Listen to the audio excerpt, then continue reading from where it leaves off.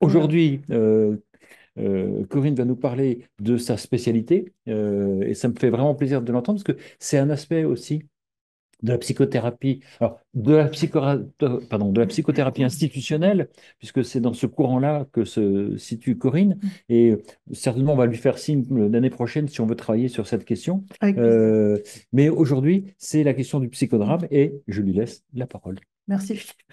Merci, Georges. Alors, tout d'abord, vous remercier pour votre invitation. C'est un honneur pour moi de parler devant et avec vous aujourd'hui.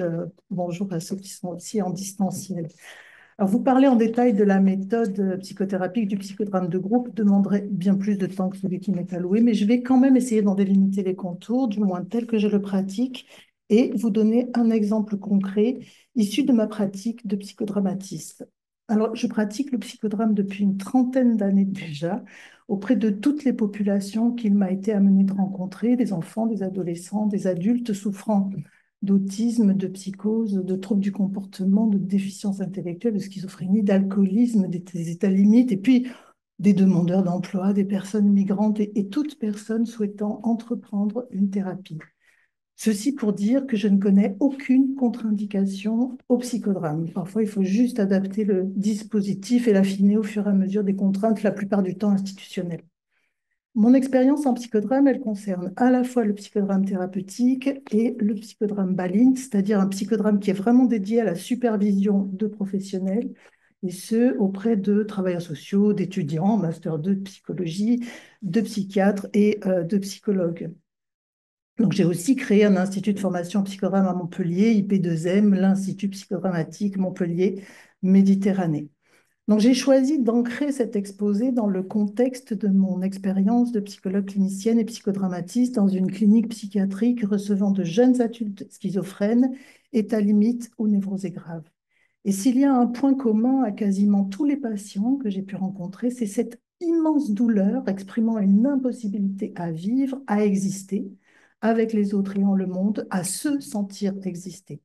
Alors, quelques phrases de patient, Nicolas, je ne ressens rien, je ne sais pas si j'ai jamais ressenti quoi que ce soit. Natacha, je ne dois pas être humaine, je ne ressens rien, je ne fais pas de sentiments. Yvan, pourquoi les choses durent? Pierre, est-ce que j'existe et j'existe pour qui? Pour moi? Qui d'autre? André, pourquoi vivre puisque je dois mourir? C'est quoi l'existence? Catherine, que nous retrouverons tout à l'heure, je suis vide, je n'ai pas d'émotion, je ne trouve pas de sens à ma vie. Donc, je corrobore ici ce que de nombreux auteurs ont déjà dit, hein, notamment concernant la psychose. Bref, tout autant de phrases qui expriment un impossible à exister. Alors, comment aider les patients à renouer, retrouver, ressentir à nouveau l'existence? Ma thèse est que le psychodrame le permet et que c'est le cœur même de la méthode telle que je l'anime, tant elle est basée sur l'intersubjectivité, c'est de fait une méthode de groupe, le jeu, le corps en mouvement et la spontanéité créatrice. Alors, mon intérêt pour l'intersubjectivité m'a amené à l'étude du lien, ce qui me conduit à penser une dynamique pré-psychique, corporelle, de subjectivation. Et c'est sous cette ligne que je participe aux recherches à l'Université de Montpellier Paul Valéry. Et c'est aussi sous cette ligne que s'est créée donc l'école de Montpellier, comme l'a inscrite Georges Charbonneau dans son tableau des écoles de pensée, reprenant la tradition phénoménologique, hein. Je crois que c'est dans le tome 1 de l'introduction à la psychopathologie. Les travaux de l'école hongroise de psychanalyse, puis ceux de Louvain, qui se focalisent sur la problématique des commencements de la vie psychique vers ces formes d'organisation pré-oedipienne, pré-fantasmatique, pré-narcissique et pré-objectale, valident cette modélisation et la complètent en élaborant la notion de contact. Avec Henri Maldinet, l'approche phénoménologique du contact va s'attacher à rendre compte de ce mode corporel de rapport au monde où sont abandonnées les notions d'endogène et d'exogène, d'origine intérieure ou extérieure, des troubles psychiques, de relations d'objets, de causalité psychique, d'affect. Donc, m'inscrivant dans cette ligne de pensée, ce que je cherche à provoquer, à déployer, à retrouver en psychodrame, c'est la composante sensorimotrice essentielle à la sensation d'exister. Le jeu psychodramatique permet de mettre en œuvre ce qu'il y a de plus vivant en nous, dans un effet de présence qui nous surprend et nous échappe. Alors, j'ai pu rapprocher cette dimension sensorimotrice émotionnelle, contactuelle de l'existence, du processus psychique originaire tel que décrit par Pierre Aulagné. Les travaux de Pierre Aulagné me semblent vraiment à l'interface entre la psychanalyse et la phénoménologie. Et dans son ouvrage, La violence de l'interprétation, Pierre Aulagné s'interroge sur le discours psychotique. À ce qu'elle éprouve, le modèle freudien n'offre pas de réponse. Elle postule alors l'existence d'un mode de représenté spécifique, un proto-représenté, qu'elle définit comme processus psychique originaire dans lequel la relation corps-psyché rend compte à quel point la psyché emprunte au corps son modèle d'activité qui pourrait se résumer par une oscillation permanente entre prendre en soi et rejeter hors de soi. Et cette activité psychique pictogrammique, pour reprendre les termes d'Aulagné, de l'originaire, est liée aux excitations des surfaces sensorielles corporelles. Le pictogramme s'origine du fonctionnement sensoriel. Et cette activité, elle persiste tout au long de notre vie. Et Aulagné insiste pour qu'une confusion ne soit pas faite entre les trois registres psychiques, originaire émotionnel, primaire pulsionnel et secondaire représentationnel, et réfute catégoriquement la possibilité de manifestation de l'inconscient qui, euh, qui, euh, qui circule au niveau du registre secondaire représentationnel. Donc, réfute catégoriquement la possibilité de manifestation de l'inconscient au sein du registre originel. Par contre, l'originaire infiltre en permanence et tout au long de notre vie les deux autres registres et il n'obéit à aucune des lois qui régissent les registres primaires et secondaires. Donc, le registre originaire motionnel apparaît, je cite Aulagné, comme la pulsation même de la vie psychique, son mode et sa forme d'être, exigence aussi impérieuse que l'exigence du pouvoir respirer pour la survie de l'organisme. Fin de citation. Donc, dire que le registre originaire émotionnel, c'est insister sur la dimension corporelle qui le constitue. L'origine de la motion est le mouvement. Et ce type de motricité s'apparente à ce que Winnicott avait appelé agressivité primitive, pour la différencier de l'agressivité réactionnelle liée à l'activité libidinale. Ce type de motricité n'aura pas de métabolisation pulsionnelle et persiste tout au long de notre vie. Donc elle assure un type de lien prépsychique hors représentation. Ophélia Avron, dans son ouvrage L'émotion, source de connaissance, écrit: les philosophes qui ont tenté de penser la relation humaine, existentialisme, phénoménologie, donnent priorité à ce lien qui s'instaure normalement dans l'ici et maintenant, qui projette dans l'avenir, qui nous fait exister pour soi, pour les autres. Au niveau psychique, c'est l'émotion qui est prise comme donnée sensible, commune, partageable. La psychanalyse, quant à elle, n'est pas partie de cette donnée relationnelle existentielle. Ce sont d'emblée les stratégies pathologiques de la séduction, l'hystérie, qui ont été à la base de la recherche freudienne. Sans avoir à les interpréter, chaque être humain reçoit 1000 signes imperceptibles à même le corps de l'autre, signes, indices qui nous permettent de nous inscrire dans la situation et de répondre par accordage rythmique aux sollicitations de l'environnement avant même de l'avoir décidé par la réflexion. Et cette dimension de la corporéité qui excède la représentation est toujours en lien avec une situation, un contexte.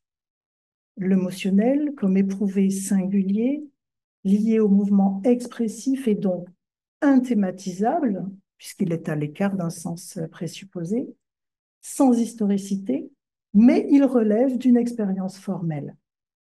L'apaisement éprouvé par l'expérience motionnelle est l'expérience d'un plaisir spécifique qui ne vise pas la chute des tensions, qui diffère du plaisir libidinal, et qui se rapproche d'un plaisir aesthésique pris aux sources mêmes de la sensation, au se sentir, pour reprendre les termes de Strauss. Et pour Jean-Luc Nancy, il s'agit du sens en ce qu'il serait être touché d'exister. Alors, cette motion, elle se transforme et elle s'amplifie au contact d'autrui, au contact avec le monde, pour devenir transsubjective. Sa source et son développement sont entre le sujet et autrui, entre le sujet et le monde. L'entre n'est pas seulement spatial, hein, Kimura nous l'a démontré.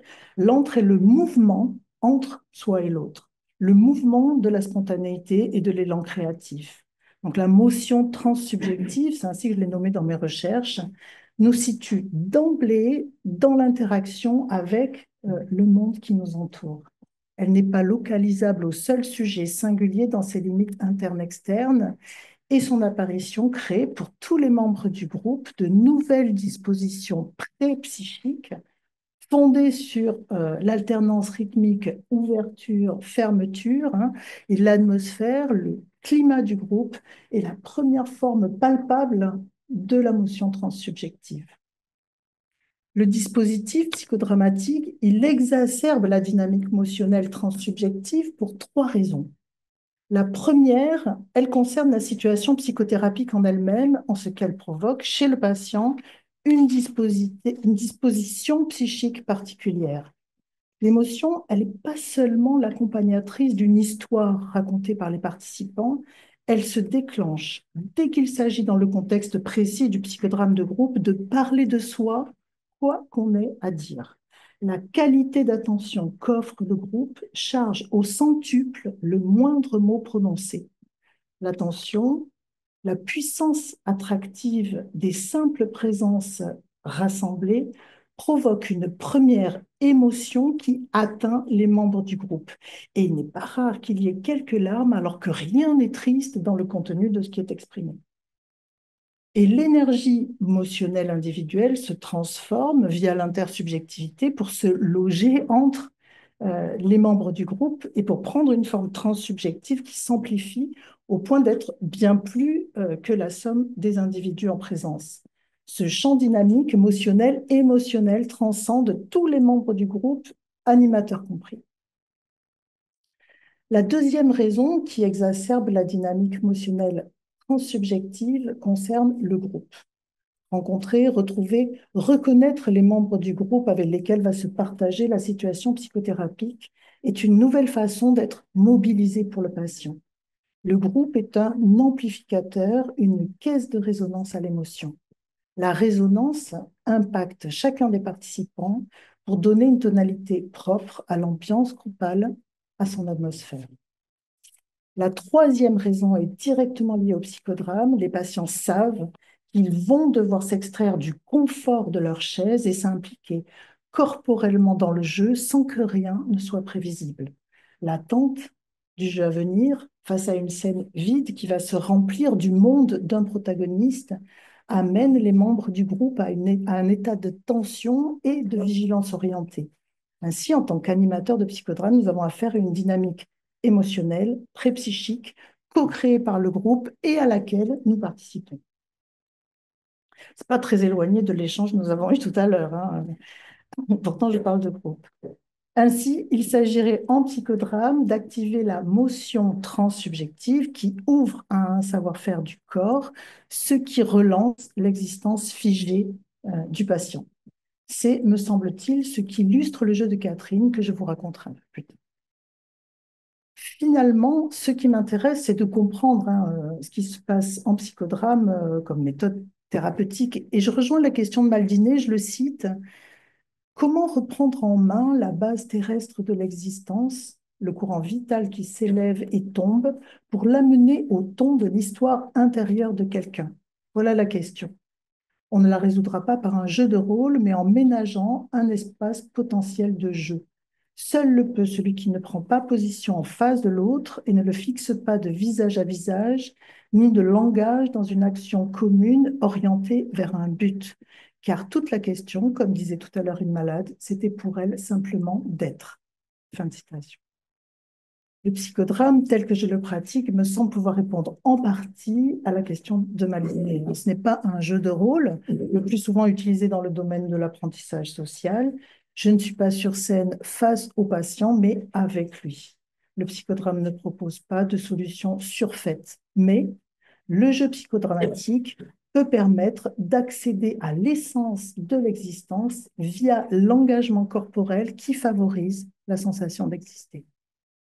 Nous explorons ensemble sur la scène psychodramatique la thématique proposée par le patient en essayant de déployer ce qui est vivant en nous, en essayant de retrouver l'élan qui leur permettra davantage de créativité.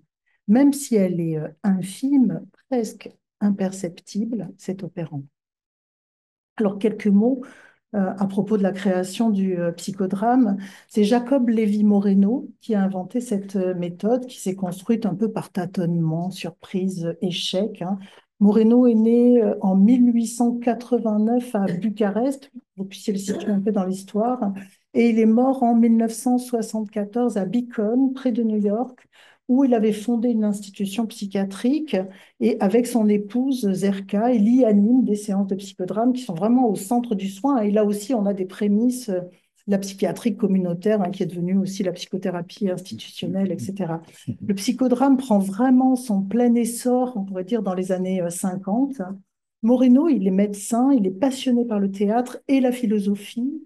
Euh, il travaillait avec Martin Buber, par exemple, dans une revue qu'ils avaient ensemble, une philosophie humaniste où l'action est essentielle. Je le cite, toutes mes décisions, toutes les rencontres doivent désormais avoir un sens, être au monde dans l'action.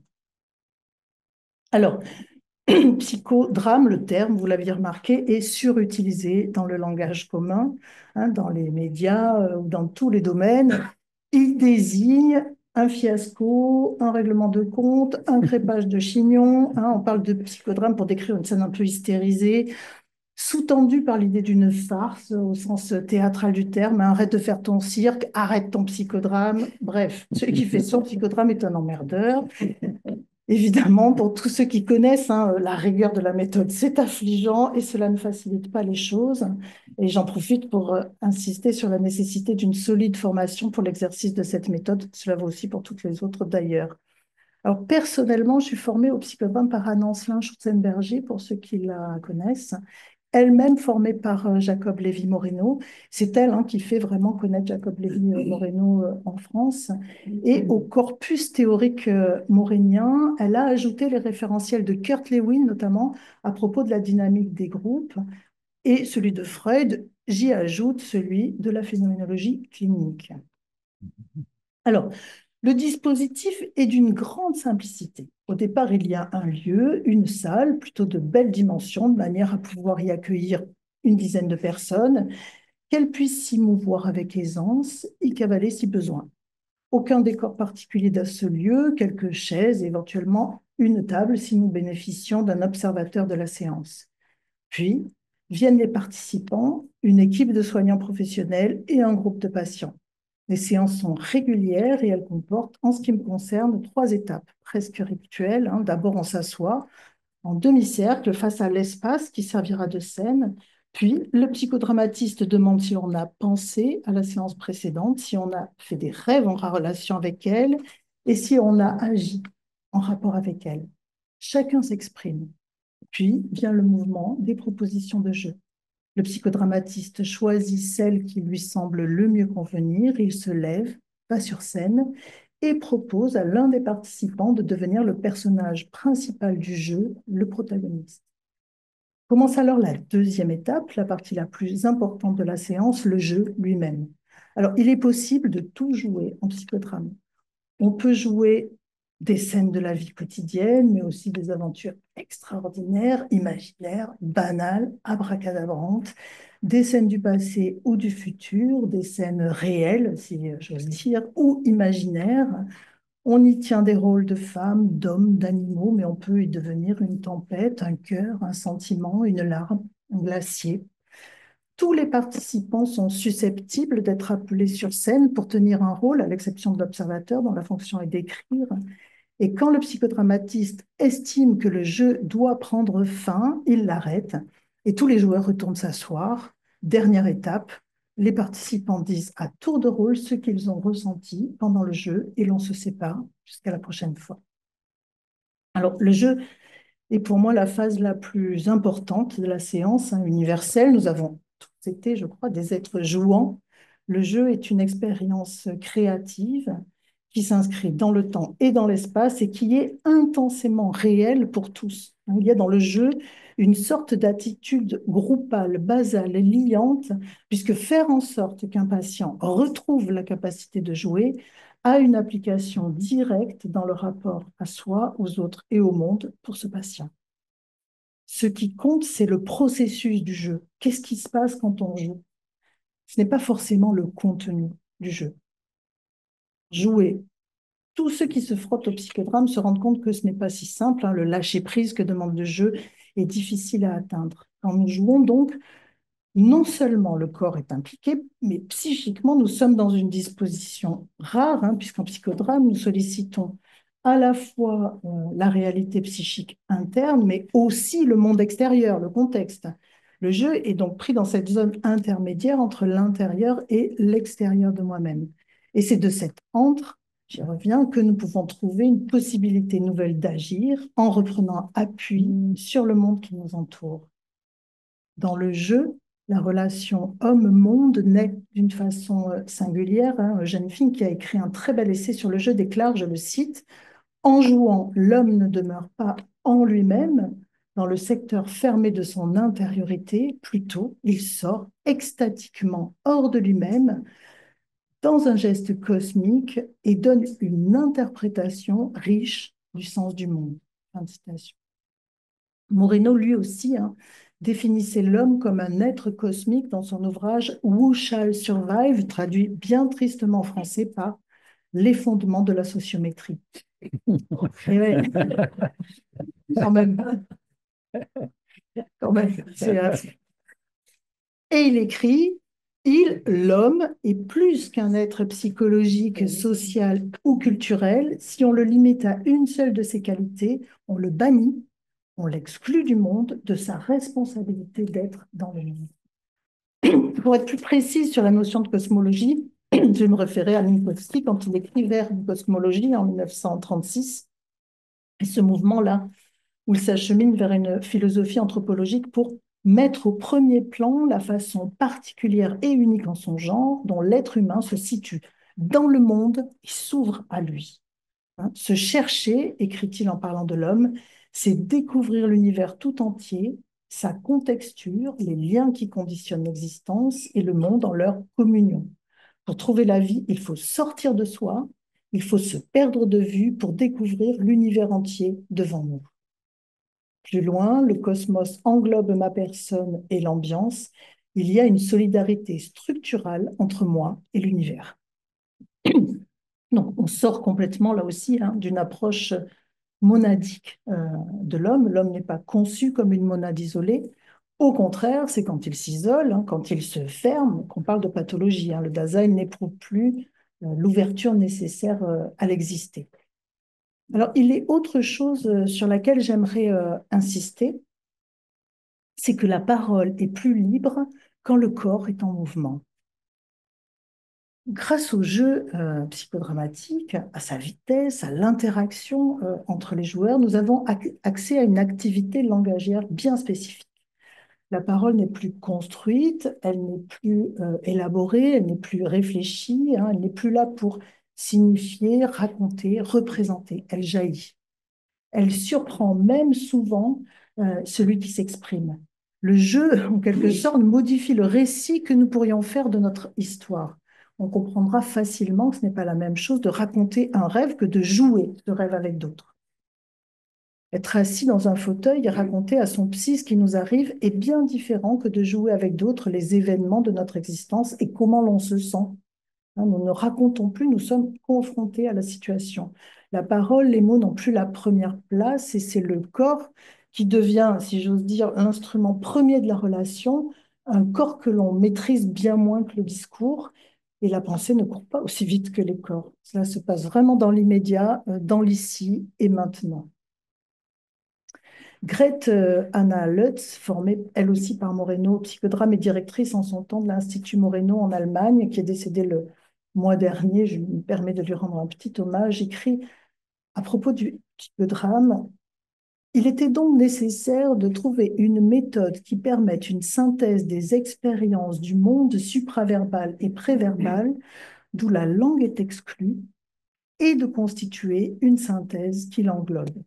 Ce préverbal dont Maldinet dit qu'il est antérieur à toute constitution d'une langue déterminée. Ce que j'appelle verbal, c'est ce qui s'exprime par les mots d'une langue, je le cite, et ce que j'appelle préverbal, c'est ce qui se passe des mots d'une langue. Donc, dans le cadre du psychodrame, je demande au patient non plus de raconter, mais d'incarner la situation qu'il a vécue ou rêvée. Le travail en psychodrame me permet d'aborder les sensations, tout ce que la pensée a du mal à exprimer. Alors souvent, nous cherchons les mots pour exprimer notre état sensoriel. Ils sont difficiles à trouver, voire introuvables. Et le psychodrame va me permettre de travailler au cœur de cette difficulté à dire sans avoir à trouver les mots justes. Ce que l'on ressent va s'imposer sous la forme d'une image, d'un adjectif, d'un mouvement de tête, d'un geste, d'une grimace. Ça suffit pour déclencher un jeu. Si un patient répond à la question « Que pourrait-on jouer aujourd'hui ?» par « Je ne sais pas », nous pouvons aller sur scène et jouer « Je ne sais pas ». De la même façon, les jeux psychodramatiques sont complexes à raconter parce qu'il est difficile de rendre compte d'une densité existentielle aussi rare. Donc le jeu en psychodrame, c'est une expérience vécue. Et pour qu'il le soit, Moreno insistait beaucoup sur le fait de retrouver en soi et avec autrui une spontanéité créatrice. Et c'est vraiment une notion qui traverse toute son œuvre. Alors la spontanéité, telle que l'a définie Moreno, c'est une réponse adaptée à une situation nouvelle ou la réponse originale à une situation ancienne. Elle ne relève ni du conformisme, ni de la normalisation, ni de l'originalité en tant que telle. Rester silencieux et calme, ça peut être spontané. Donc, agissant dans l'ici et maintenant, la spontanéité est indissociable de la créativité. Elles sont fonction l'une de l'autre. La spontanéité, c'est une action observable. La spontanéité, c'est une forme de relation première dégagée des enjeux pulsionnels et représentationnels. C'est la pulsion qui tue le jeu, qui le rend impossible. Quand le niveau d'excitation est trop important, il n'y a plus de jeu possible, ça s'arrête. Moreno, qui ne cite pourtant pas souvent d'auteur, rappelle ce qu'il doit à Bergson dans sa conception de la spontanéité. La spontanéité serait le geste, l'expérience, le mouvement de l'élan vital. Alors, l'élan vital, tel qu'en parle Bergson, c'est un processus créateur, imprévisible, qui organise le corps qu'il traverse et il permet de comprendre l'évolution et le développement des organismes. En physiologie, le terme s'applique aux mouvements qui se font d'eux-mêmes, comme les battements du cœur, ou à des états, comme ça, sans cause apparente.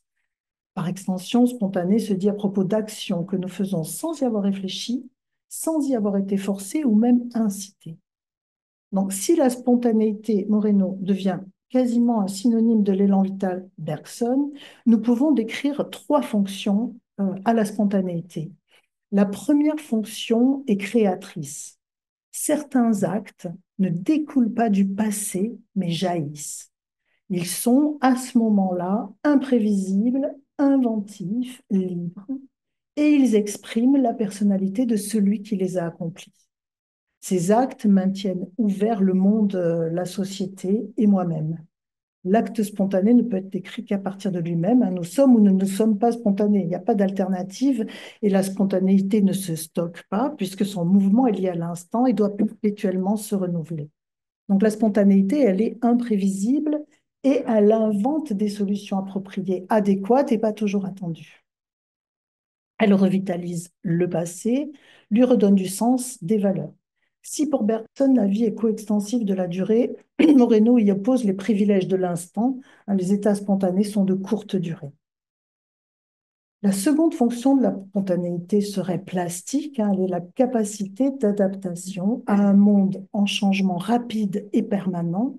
Elle se confond avec la vitalité. Et la troisième fonction est la fonction dramatique. La spontanéité serait le locus du soi, nous dit Moreno. Il y trouve, le soi trouve sa terre fertile pour être en expansion dans la spontanéité. Et dans le même mouvement circulaire, la spontanéité croît avec le soi. Donc l'expansion, dans ce contexte, renvoie encore une fois à une dimension cosmique, bien au-delà des frontières du moi individuel. Telle pourrait être la phénoménologie de la spontanéité créative, hein, ces instants fulgurants, de courte durée, à la portée de tous, et qui peuvent constituer de véritables tournants dans l'existence individuelle. L'acte, l'état spontané est à la base du jeu psychodramatique. Il se travaille et il s'acquiert. Ça peut paraître paradoxal, hein, mais on apprend à devenir spontané, à être spontané. Cet état, il n'est pas préexistant, mais il est suscité. Et en ce sens, Moreno s'accorde à Bergson, hein, la vie exige une altérité à qui elle doit son ressort. Alors, il est aisé à ce point, hein, de faire le rapprochement avec les travaux de Minkowski à propos de l'importance du contact vital avec la réalité, hein. Je le cite, cette harmonie merveilleuse entre nous et la réalité, harmonie qui nous permet de suivre la marche du monde tout en sauvegardant la notion de notre propre vie. Donc, ce contact vital est ce flot mouvant, pardon, ce flot mouvant, l'ambiance qui nous enveloppe de toutes parts et qui constitue le milieu sans lequel nous ne saurions vivre. Fin de la citation. Ainsi viendra son interprétation de la schizophrénie comme perte du contact vital avec la réalité. Alors souvent, les premiers jeux en psychodrame expriment, sans qu'il soit besoin de rien expliquer, la façon qu'ont les patients de se tenir dans le monde, hein, d'être en lien avec les autres. L'expérience vécue du jeu, le corps en mouvement, la spontanéité créatrice, la motion transsubjective, autant d'éléments qui, travaillés en psychodrame, permettent de se porter directement au contact de l'être du patient. Nous verrons comment Catherine se laisse bousculer par le monde sans pouvoir y prendre part. Les patients se présentent tels qu'ils sont, tels qu'ils souffrent, tels qu'ils aimeraient prendre part à leur propre existence sans pouvoir le faire. Et cette présentation, dans le contexte du psychodrame, ne passe pas par le long démêlage des processus représentationnels. Elle est directe et immédiate. Parce que exister, on le sait, hein, c'est se tenir hors, avoir sa tenue hors de soi, hein, ce qui se rapproche du mot présence, être en avant de soi, en soi plus avant dans l'ouverture, hein. Et cette tenue hors de soi, elle ne doit rien au processus de représentation, mais elle est pré-réflexive, pré-représentative et proche, hein, de ce que Olagnier décrivait comme instance psychique originelle. Alors, le jeu de Catherine dont je vais vous parler me permet de goûter à sa manière d'être au monde, hein, de flairer ce qu'elle est et ses manifestations du sentir. Strauss se rapproche du sens oral tel qu'il est abordé par Tellenbach, c'est-à-dire comme l'opérateur premier du rapport de l'être humain à l'environnement. Tellenbach a nommé atmosphérique cette première interface homme-environnement, ce premier écart se creusant entre le pré-sujet et le pré-objet, lorsque ces derniers se distinguent déjà sans se disjoindre encore. Au-delà du concept physique, l'atmosphérique est vraiment ici à entendre au sens métaphorique du climat, de l'ambiance. Plus précisément, il est défini comme la qualité du climat qui résulte de la fusion de deux émanations personnelles, hein, ou du rayonnement d'une émanation singulière au contact de son environnement. L'hyperdensité de l'atmosphère dans le jeu de Catherine, que j'espère arriver à vous transmettre, exprime, à mon sens, une première forme de la motion transsubjective. Les joueurs, hein, totalement impliqués dans leur rôle, comme si ils étaient le rôle, sont pris et absorbés par l'ambiance globale. Tous vibrent à l'unisson. La motion transsubjective transporte les membres du groupe dans une émotionnalité groupale commune, champ énergétique rythmique, créateur ambiance. Catherine a 22 ans et elle souffre de psychose. Elle a été diagnostiquée depuis quelques années, elle est hospitalisée depuis quelques mois et elle participe depuis peu de temps à un groupe de psychodrame. Elle n'a pas demandé à y participer, elle y est venue sur indication de son équipe thérapeutique. Catherine se tient toujours extrêmement droite, elle a un maintien impeccable. Elle ne se laisse pas toucher, ni émotionnellement, ni physiquement, hein, pas de bise le matin, pas de main sur l'épaule, personne ne doit se tenir trop près d'elle. Pour autant, Catherine est aliénée, hein, elle a cédé sa responsabilité, ses droits à d'autres. Elle est entre nos mains, tombée en pays étranger, étrangère à elle-même, aux autres, et elle se donne à voir et à comprendre comme un alien monstrueux. D'ailleurs, elle s'accuse d'être monstrueuse parce que, dit-elle, elle n'a aucune humanité. Alors, il est vrai qu'elle est froide, elle est agressive, elle ne répond à aucune sollicitation, hein. Quand on lui parle, elle soulève le menton d'un air hautain, elle nous jette un regard assassin et elle dit, les autres me perçoivent comme hautaine, prétentieuse, c'est surtout quand je vais mal. Je ne m'appartiens pas. Qui est sûr que ce corps soit à moi? Et mes idées, les autres décident toujours pour moi. Catherine se fond dans un monde plural, hein, où elle appartient en grande partie aux autres, hein. Ces autres, impersonnels, indifférenciés, sont des alliés. L'autre n'est pas dans ce cas un alter ego, mais un étranger absolu, écrit Binswanger, hein. Le mode d'être de Catherine est celui d'être prise par les autres. Cette influence dominante des autres repose, explique toujours Binswanger, sur la faillite de la constitution du jeu. Catherine ne paraît pas avoir pu faire l'expérience constituante de l'autre qui permet une expérience unitaire du monde. Je cite toujours Binswanger, le monde objectif qui m'est propre ne peut acquérir de validité universelle que sur le fondement de l'intersubjectivité qui permet que s'édifie le monde expérimentable ou qui rend possible son expérience. Alors, la séance de psychodrame commence. Je suis dans la salle quand les patients arrivent, hein, les uns après les autres, ils gagnent leur place, toujours la même, depuis qu'ils viennent en psychodrame. Ils ne vont pas bien ce jour-là, hein, les bonjours sont prononcés du bout des lèvres, les regards sont baissés, ça promet une séance difficile. Quand je demande s'ils ont repensé à la précédente séance de psychodrame, s'ils ont rêvé d'elle ou fait quelque chose avec elle, personne ne répond vraiment, hein, des signes de tête négatifs me sont adressés, accompagnés de coups d'œil furtifs. Quelques-uns marmonnent, hein, je vois qu'ils ont au moins entendu la question, mais ils sont centrés, enfermés sur eux-mêmes, envahis et en détresse, hein, il n'y a pas de partage possible. Ils vont mal, c'est la seule chose qui compte pour eux. Et dans tout ce marmonnement, Catherine prononce comme une pierre. Je m'en saisis et je vais sur la scène psychodramatique. Elle est surprise, hein, mais elle accepte de m'y rejoindre. Je lui demande de décrire cette pierre. Elle décrit un bloc carré d'une soixantaine de centimètres avec sur le dessus deux petites protubérances arrondies. Elle fait le geste, hein, comme une caresse, dessine deux vaguelettes minuscules dans l'espace. Ma tête, explique-t-elle. Catherine, devenue pierre, se place contre le mur qui délimite la scène. Puisque nous savons ce qu'elle sera dans le jeu, je l'invite à trouver un autre point de vue et à créer le paysage dans lequel pourrait se trouver la pierre. Elle n'a aucune hésitation et elle décrit très vite un glacier face à elle avec un pic enneigé et elle choisit Sophie pour ce rôle. En nous donnant une chaise sur laquelle Sophie se hisse, hein, pour paraître immense, elle a les bras comme ça tendus le plus haut possible au-dessus de sa tête. Puis, Catherine décrit un lac gelé, mais dont la couche en surface peut à peine résister au poids d'un caillou, certainement pas au poids d'un homme. Patrick joue le lac. Une colline protège la pierre du soleil. Cédric devient colline et se penche au-dessus de Catherine Pierre. Annie devient un soleil et brille derrière la colline. Enfin, Philippe prend le rôle du glacier duquel parfois des blocs se détachent. Tous les joueurs sont sur scène, debout. Je demande à Catherine de dater ce paysage. S'écrie-t-elle, c'est le fondement du monde. Nous y sommes, hein, la scène est en place, tous les joueurs sont sérieux, concentrés pour tenir les rôles qui leur ont été attribués. L'image psychodramatique est somptueuse, hein, mon propre imaginaire la nourrit déjà. Je laisse les joueurs se familiariser avec le paysage qu'ils habitent et incarnent. Ils sont debout, ni gênés ni anxieux, hein, mais personne ne fait de proposition de jeu. Catherine Pierre a fermé les yeux et elle dira après le jeu que fermer les yeux ne l'empêchait pas de sentir la présence des éléments du paysage et de se sentir présente avec eux, bien au contraire.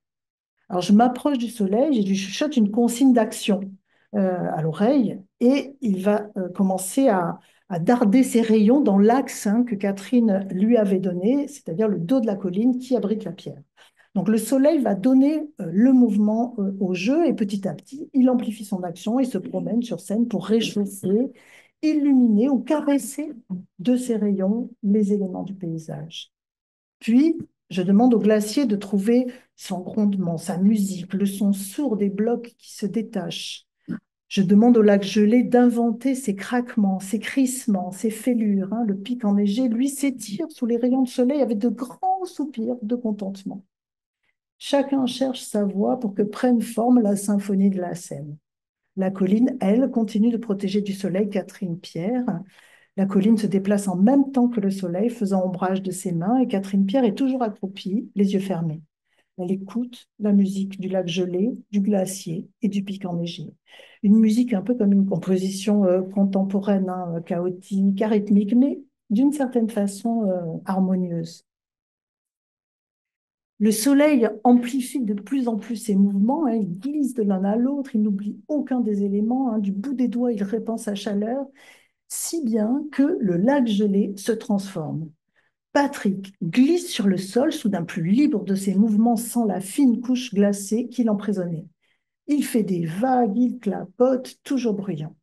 Le glacier s'effondre à son tour et se dirige vers la colline. Le glacier rugit, avance comme une masse, s'écroule, s'appuie sur la colline, le dos de Cédric.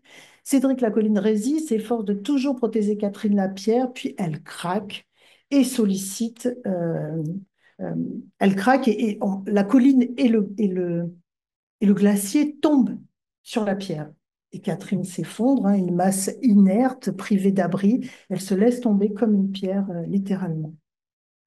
Alors, le pic enneigé, pendant ce temps, est descendu de sa chaise et il enjambe d'un pas lourd et puissant les éléments bouleversés. Il est le seul à profiter encore d'une certaine verticalité, hein. Les autres sont tous au sol. Annie, le soleil courbé, hein, effleure tous les éléments couchés. Le rythme s'accélère, le bruit s'amplifie. Catherine Lapierre est bousculée. Elle s'effrite, elle se laisse malmener par le monde ébranlé, elle accepte la brutalité des intempéries. Vraiment, on la roule, il la manipule, il la malmène presque. Et à deux reprises, je l'entends rire, hein, et son visage s'illumine. Elle a gardé les yeux fermés. Quelque chose a changé dans son contact aux éléments. Elle n'est plus comme une pierre, mais souple et participative. Elle ne repousse plus, mais accepte et transforme l'impulsion de l'autre par sa propre impulsion. Alors, pour paraphraser Binswanger, Catherine retrouve une spontanéité originaire, dirait peut-être Kimura, qui permet un laisser-aller véritable, hein. Elle sort de la monotonie, elle retrouve une capacité d'expérience, elle sort de l'impulsion mécanique. J'annonce la fin du jeu. Les joueurs quittent l'espace dramatique, psychodramatique, et ils reviennent s'asseoir. L'atmosphère du groupe a totalement changé. Souvent, hein, après ces jeux sans intense, sans parole, hein, pas un mot n'a été prononcé de toute cette séance, les patients n'ont pas grand-chose à dire après ce genre de jeu. Il est difficile de trouver les mots, encore une fois, pour exprimer ce qui a été ressenti. Il est difficile de basculer de la sensation à l'expression. Et en plus, j'ai souvent eu le sentiment diffus qu'ils souhaitent garder intacte la sensation sans que les difficultés du langage ne s'en mêlent, hein. Alors, ils décriront le jeu comme agréable, hein, et ils ne s'en tireront pas beaucoup d'avantages, mais l'ambiance du groupe est vraiment différente. Ils sont en maintenant ensemble à cause de ce qu'ils ont partagé. Les regards sont complices, ils se sourient. Sophie dira combien ce fut fort pour elle de partager le premier jeu de Catherine, hein. Catherine n'avait jamais été protagoniste auparavant. Cette fois non plus, elle n'avait pas proposé de lettre, hein, mais j'avais attrapé au vol son murmure, hein, comme une pierre, et elle n'avait pas refusé. Catherine décrira un bref mouvement de culpabilité quand elle prend conscience qu'elle s'est placée comme Pierre au centre du paysage, et culpabilité qu'elle balayera d'un subtil revers en disant finalement tout est une question de point de vue. Catherine se voyait Pierre, une pierre dure mais douce, avait-elle précisé. Elle se voyait dans l'ombre de la colline protégée du soleil. Le paysage qu'elle apportait, élément après élément, composait un monde froid, sans relation, hein. Tout était autre, étranger. Les éléments étaient différents mais indifférenciés. La rencontre semblait impossible, hein. Son monde n'était relié à rien. C'était un monde de cela, comme le dit Buber, quand il définit ce monde de relations empiriques au monde qui n'est pas une relation vraie. Et cette perception de soi, elle flirte avec la déréalisation. Catherine ne se sent pas exister dans le paysage qui l'entoure, elle ne se sent pas vivante avec les autres, et elle évoque alors ces autres comme des autres, des étrangers qui savent où ils vont, ce qu'ils font, qui ont une vie enviable, comme un film auquel elle ne participerait pas hors de sa portée. Et cette déliaison est cruelle. Les patients ont perdu les sensations d'appartenance et d'existence qui maintiennent en vie. L'état des membres du groupe, au début de la séance, chacun replié en soi, fermé, sans partage, est le reflet de cette déliaison. Et en amenant ce paysage glacé, glaçant sur la scène psychodramatique, Catherine nous invite à entrer en relation avec elle. Nous entrons alors en réciprocité, ce qu'elle exprimera ainsi: je sentais chaque chose, même si j'avais les yeux fermés. Sentir chaque chose, se laisser toucher, non pas comme une chose inerte, mais comme un être recevant, participant et en rire. Le paysage s'est ouvert, permettant à chacun d'y vivre, d'y respirer, de chanter en résonance, en relation, sans imposture, un paysage comme berceau de la vie véritable. Le paysage de Catherine, il n'est pas intérieur. Il est la superposition d'une multitude d'éléments passés, actuels et imaginaires. Il est fait de présence partagée, il advient. Catherine agit, trouve, crée ce paysage, le découvre avec une évidence et une simplicité stupéfiante, comme s'il avait toujours été là. Il apparaît sous une forme corporelle. Le paysage peut maintenant la tutoyer, la rencontrer.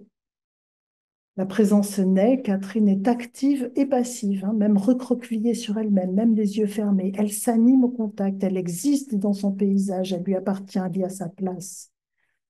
Hubert écrit: une présence n'est pas quelque chose de fugitif et de glissant, c'est un être qui nous attend et qui demeure. Donc Catherine expérimente ce jeu qui n'existe que dans la relation immédiate et qui implique une action réciproque, entre je et tu. De la relation vraie, il y a l'amour, soutient Buber. Binswanger avait trouvé en l'amour une façon originaire d'être au monde, une façon non solitaire, en faisant référence à la nostrité, origine et source de la confiance en soi. L'amour qui incarne par excellence la sollicitude devançante, libérante, qui délivre le patient dans son pouvoir-être. Françoise Dastour écrit: l'amour est l'ouvert de monde qui nous possibilise. Alors est-ce l'amour qui me porte à entrer dans le monde de Catherine, à attraper ces mots murmurés, à l'inviter à les mettre en scène? Est-ce l'amour qui me pousse à insuffler vie à son paysage, quitte à utiliser mes propres paysages? Un amour, fait de bienveillance, de rigueur, de fermeté, d'engagement. Mon amour est celui des auxiliaires. Sophie ne s'y trompera pas en exprimant à quel point donner de son attention, de sa participation au jeu de Catherine, pour Catherine, lui a fait du bien. Est-ce l'amour qui fait que Catherine, tourneboulée par les autres, rit? Les remerciements de Catherine seront adressés au groupe. C'est bien la première fois que nous la voyons s'adresser ainsi à l'autre. Et son paysage, après le jeu, retournera à un monde à nouveau indifférencié, un cela. Cela a eu lieu, ce jeu a eu lieu. Je vous remercie pour votre attention.